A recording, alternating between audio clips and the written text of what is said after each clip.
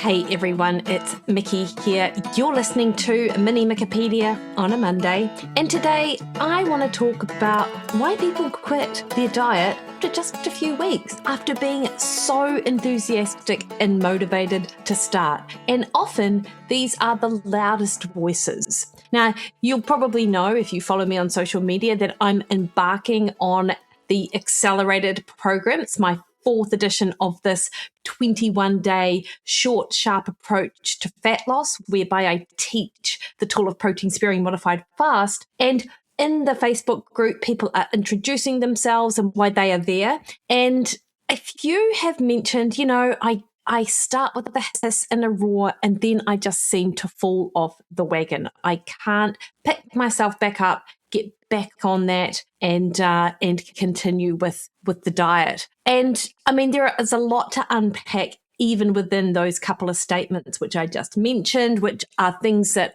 or terms that you're likely familiar with and you may have said yourself over the years. I know I certainly have over, my adult life, and I've heard them hundreds of times. But, the crux of it is that people often do well in the first few weeks of a weight loss plan. They really do. And they're super enthusiastic. They're super excited. They've convinced themselves that, this is going to be it. But then motivation drops. Life gets busy. Potentially the scale, like the bathroom scale weight loss, slows down and the plan starts to feel harder. And I've been thinking about this, and I don't think it's just boredom. It's not just this sort of shiny object syndrome, although that is part of it. Someone will start a fat loss plan and then they'll be going along okay, and then they'll see something else and go, well, maybe that's a little bit more effective, or maybe it's a little bit less strict, or maybe it's the different structure, maybe that might suit my life more, which, I mean, that is a legitimate reason to change things, but it does also imply that they're finding that what they're doing is just a little bit repetitive and boring. And it's not that excitement. A lot of the novelty can wear off because, of course, everything that was once new is now just a little bit more embedded. And that's not always a good thing. It's particularly the case, boredom, if the plan is just too restrictive or too repetitive, or it's not built for real life. And, I often think of diets like Sure Slim, if you recall that. I don't know. Were you around when Sure Slim was a big diet? I remember my mum did it back in the day. But everything was sort of built on this fasting window, if you like, of sort of 5 hours, and you had to have these sort of set meals 3 times a day. Not necessarily set meals, but it was a very limited menu. Suffice to say, not only was it quite restrictive, but it was very repetitive in terms of what was allowed and what wasn't allowed. And I mean, I don't think my mum actually lasted that long on it, bless her.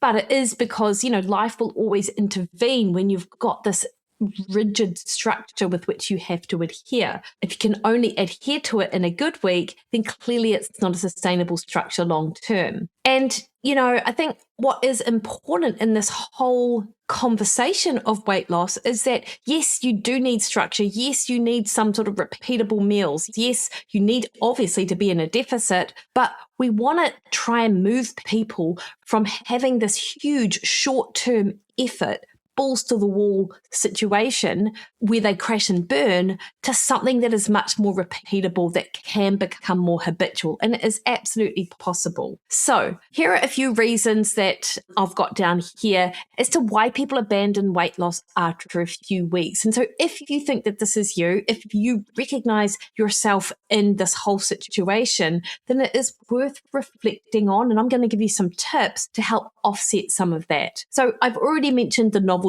that it wears off. And I see this time and again with my program, like not the 3-week one. In fact, the 3-week one is brilliant because it's short, it's sharp, you're in, you're out, and you've got something that you can implement whenever you like. But of course, people then go on to do the 8-week program, which again is amazing. But I do see that sort of by week 3 or week 4, you're in a routine now. You've got a structure. You already know what it feels like to do a protein sparing day, to do the food prep, etc. There's nothing necessarily new happening in order to keep your brain occupied by the novelty. So certainly the novelty wears off. Of course, the early scale loss slows down. This is a big one. But when you lose weight initially, you lose a lot of glycogen, which is your muscle carbohydrate stores, and water, because for every gram of glycogen you store, it's bound to about 3 grams of water.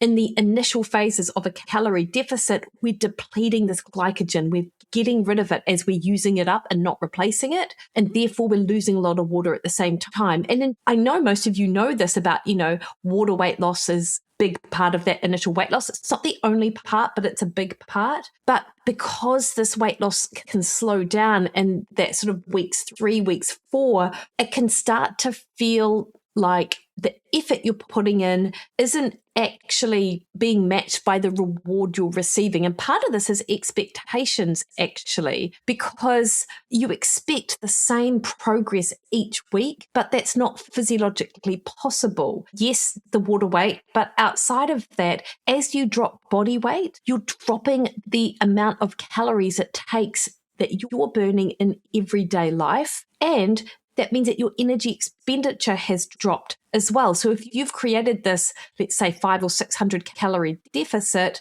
well, that deficit is going to be eroded by the fact that you're not burning as many calories. And it doesn't mean you necessarily have to go and, do an extra 30 minutes of cardio every day, although of course you could, but it does mean that you do have to manage your expectations about how much weight you should be losing. And on that note, there are pages on the internet, like the weight loss coaching work pages, that showcase people who have lost 20 kilos in 14 weeks, or some absolutely unsustainable number for fat loss or weight loss, because clearly there's muscle loss in there as well. And then we have it in our head that if we're not losing 1 to 2 kilos a week, then we're not successful with weight loss. And I wonder how much of this also comes up with people on GLPs as well, because they hear that, weight loss is rapid and it's accelerated and you're going to lose a lot more weight. And so they expect to see this week on week, whereas in my experience, that weight loss still needs to be at the sustainable rate with which we can sort of manage across a long term. And that equates to about 0.5 to 1% of body weight each week. So if you're a 70 kilo individual and you're aiming to get to, say, 62 kilos, then your expected rate of loss is really only 350 to 700 grams a week. Now, the bigger you are, the more weight you can obviously lose with that sort of buffer, because you've got more of these energy stores to draw on, and we're not risking losing too much sort of muscle mass at the same time. And I will say it's not necessarily that rapid weight loss is a bad thing in all contexts, but if we have it in our head that we should be losing faster and we don't, we then can feel like the effort is more than the reward we're getting, and our expectations aren't managed. And often I see this a lot, people get fed up with the rate of progress and they sort of throw in the towel. Anyway, I mentioned about the plan feeling repetitive, and it can, like, once you've got your structure in place, once you've got these sort of meals on repeat, if you don't give yourself any variety, then it can start to feel a little bit boring, right? And it doesn't mean that the answer is to always have a ton of variety. And part of it is, again, assessing the place that food plays in your life. Like, it shouldn't necessarily be only there to entertain you, right? And I'm not saying you shouldn't enjoy it, but if the only thing you're looking forward to is your next meal, I think you need to sort of think big picture and think about other things that you might enjoy in real life. But anyway, the plan can begin to feel repetitive, so you just, fall off. Of course, people also abandon weight loss if the calories are too low. But within that, though, I mentioned how the energy deficit is eroded because our sort of metabolic rate drops, and we had this, we're carrying less mass,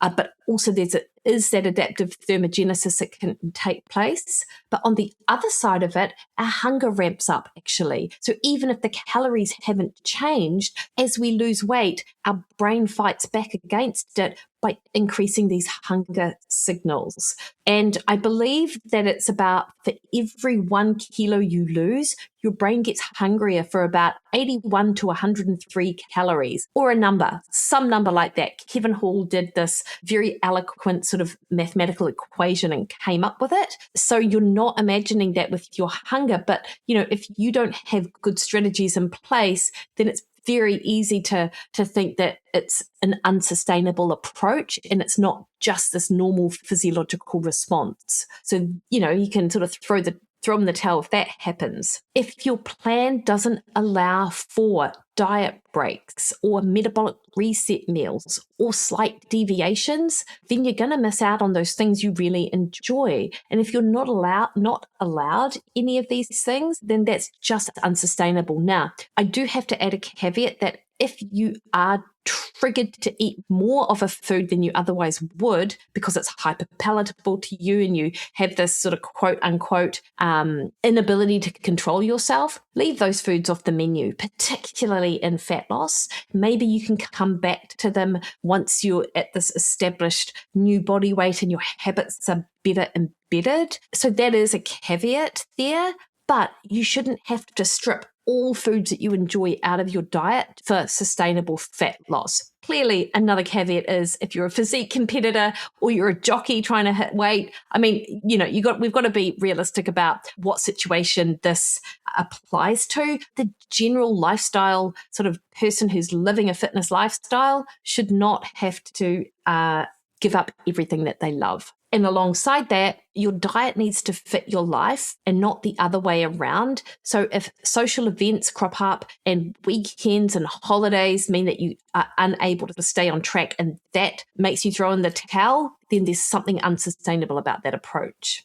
In addition to that, any sort of pivot or deviation from the plan, if you view that as a catastrophe and that you've ruined it all and you have this all or nothing thinking around that, you're much more likely to abandon your diet. So that really sort of rigid thinking around your diet often backfires, even if you feel like you have to be that way in order to stick to it. What we know is that a flexible mindset that allows for deviations is much more sustainable for fat loss in the long term and for adherence. Another important aspect with why people abandon weight loss after a few weeks is that they expect that motivation that they have at the start of the plan to extend weeks on into the plan. And this is not how motivation works. Motivation is a great tool in the initial phases, but it's a feeling and, it's fleeting at the best of times.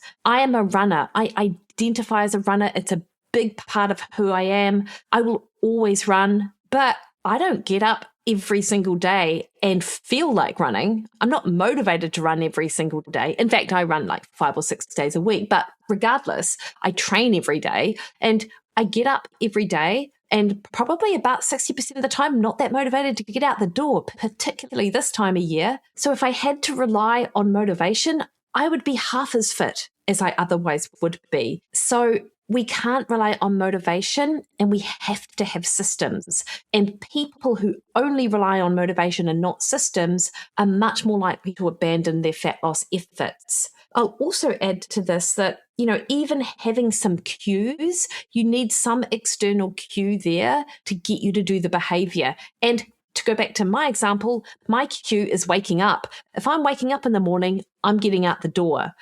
Do you have something like that in place that just means it's a non-negotiable for you and you're not relying on this fleeting feeling that is only there half the time? You need a plan, folks. You need a plan for the busy days when life will intervene in your best laid plans to follow your diet. So you absolutely need a plan, because if you don't, what next? You give up, basically.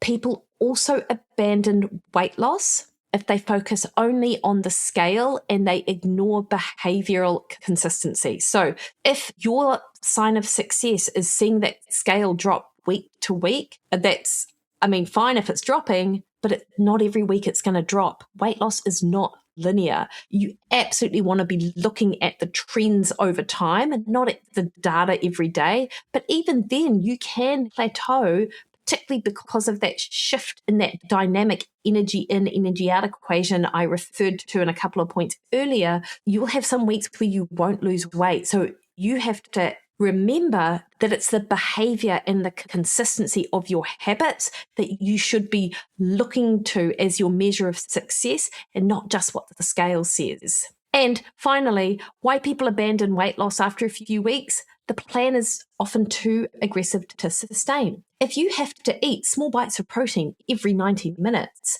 and go for a 90-minute walk in the morning and buy hundreds of dollars of supplements a month, probably not sustainable for most people. So you have to find something that sort of can be implemented into your real life and is robust enough that when your life intervenes, you've still got the main principles that you can action every day. So most people do not quit because they're not worthy, they're not good enough, they don't want it enough, they don't have enough discipline. They quit because the plan is not repeatable. It doesn't have enough structure to create progress, doesn't have enough flexibility. And we need to remember that the best plan is one that someone can keep coming back to when other things in their life intervene. So if you're someone that gets stuck and you've noticed that you go with a hiss and a roar for the first few weeks and then you fall off, here's some practical tips, right? I've got 10 of them. The first thing is, this is definitely a great one for a lot of you. Stop changing everything at once, right? Start with 2 to 3 key behaviors. And what often I find in people is that it may be exercise, it may be diet, but we all have this sort of thing that we anchor towards. Like once that's in place, in fact, other behaviors can sort of fall in behind it. And then we're much more likely to habit stack in that regard. But you've got to find your anchor behavior. So for some people, and I'm just going to call out my sister on this one, she needed to get her food in place first before she started the exercise. She was already walking. Her job entails her walking several thousand steps each day, hitting 10K no problem most days of the week, but her food wasn't dialed in. So the walking was up there, but she wasn't exercising and wasn't looking at her food. And the exercise thing is a key piece here too, because walking for her is something she did. So it's not actually training. Once we dialed in her diet, after about sort of 8 to 10 weeks, then we started with the exercise and we started those conversations. And she had to dial the diet in first. Whereas my brother, he's the opposite. He needed to dial in the exercise piece and get those endorphins coming from there, the feeling of sort of self-worth and confidence that comes from that, to then approach his diet. So we are all different in that regard. Similarly, you can even take one part of that, like the nutrition, and do 2 or 3 things. Like, can you put protein in at breakfast? Can you add a fruit to your lunch? Can you have 2 vegetables at dinner? Like, what are some anchor behaviors that you can then build your diet approach around? If you're someone who feels too restricted by too many rules, you're way better off having 2 or 3 rules and embedding them before implementing the 8 other things that you feel would be helpful to do. You don't want your meals to be boring, but my second tip is you do want to use a simple meal structure. So don't use starting a new diet as, as a reason to now have to cook these elaborate meals that fall within your macros. Keep your meals predictable. Have your protein, a hand-sized protein, have a couple of serves of veggies or a fruit, have, potentially add some carbohydrate if you're a bit more active, or add a serve of fat if that's what you'd prefer, but then shift the sauce or the seasoning or the flavor, but keep the structure the same. That way it takes that decision fatigue out of it for you, and you're not constantly distracted by what am I going to eat now, or what should I eat? Or you're not having the same boring Tuscan chicken, rice, and broccoli meal that you've had for like 3 straight weeks. So you can keep the same structure, but just change those seasonings and those flavorings. And within that, maybe what you do every couple of weeks is you rotate in another meal to your repertoire and you start building it up. Third tip is to plan your weekends in advance. Many people do super well Monday to Thursday, but then they lose that structure over the weekend. So decide ahead. Are you drinking alcohol? Are you eating out? Are you having dessert? And if you are having dessert, maybe we ditch the alcohol that night. Which meals will stay consistent across the weekend, and which will you have a little bit more flexibility and freedom? So you still have a plan and you have that consistency, but you've got a bit of flexibility there and you don't feel like you're giving everything up. Tip number 4, and I mentioned this in the whole maintenance webinar, is to plan the sort of minimum effective day. So create a backup plan for busy days. So you're never either on plan or off plan. Instead, you're on a backup plan if you're not entirely dialed in. Cook chicken, bag salad, Uncle Ben's microwave rice if that's your jam. Grab some of those tuna pouches, pop them in, a pita bread. So make sure you've got your protein source there. Go to grab my supermarket survival guide off my resources page.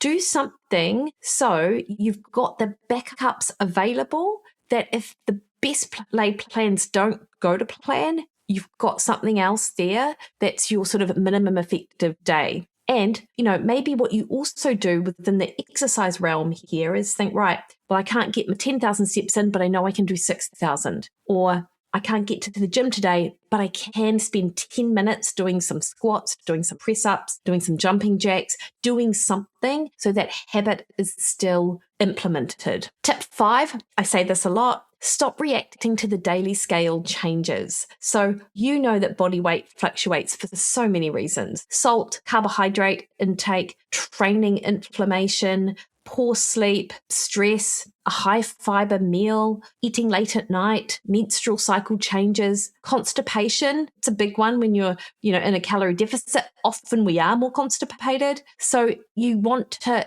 ignore the noise of the daily weigh-in, but just keep an eye on that signal. And again, remember that weight loss will fluctuate week to week. You only ever really want to look at the average across a week or across a month. And particularly looking at that trend across that longer time frame gives you much more accurate data than the noise of the daily weigh-in. Number 6 is, as I mentioned, in why we abandon fat loss because we try to avoid everything we love in terms of the foods that we eat. Try and keep some of your favorite foods in the plan. Now, including your favorite foods in planned amounts only works if they're not triggering your appetite to eat more. So, ideally, having these planned indulgences in amounts that make you feel satisfied and not stuffed will reduce overeating and that feeling of deprivation over time. However, if it doesn't and you can continue to overeat them, then yes, you do probably need a period of time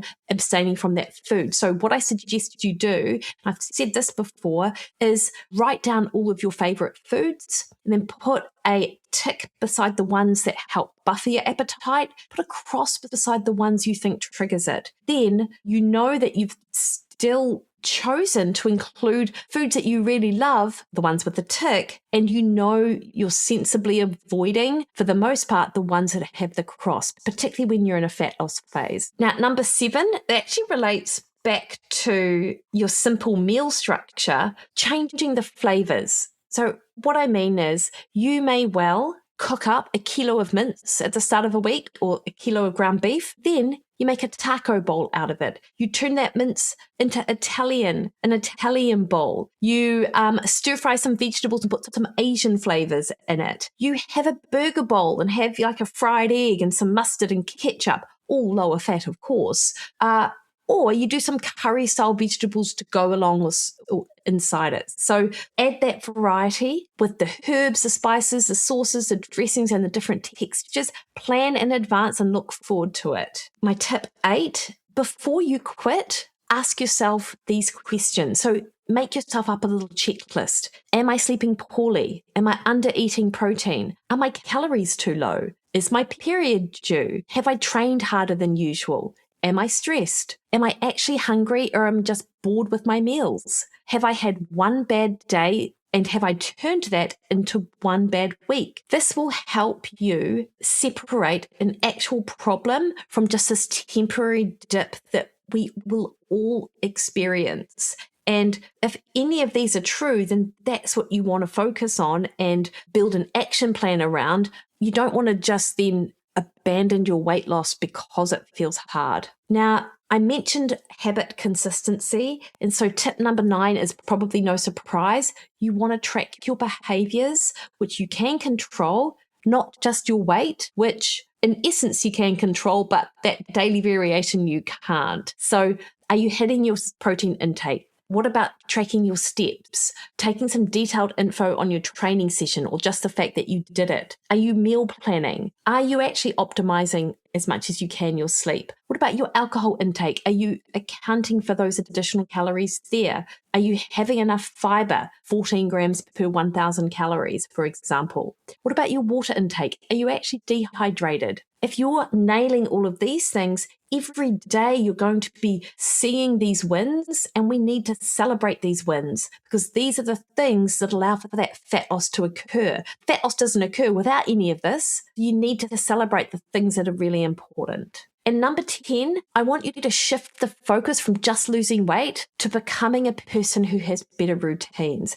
And that's about identity. I talked about motivation at the outset, and I heard this on one of Eric Helms's podcasts, and I really loved it. And can't remember who he was talking to, but he talked about motivation, and he talked about the origin of the word is motive. Like, why are you even doing this? And your why is really important and is something you need to continue to come back to as you go along this journey, and really just in life in general, right? Because your motive relates to your values and what's important to you. And your values and what's important to you relates to your identity. And that's the person you are trying to become. So you need to shift from the fact that you're trying to lose weight as being wholly your identity to a person who plans their meals, who prioritizes protein, who walks daily, who lifts weights, who doesn't let one off-plan meal become a full week off. You want to become someone who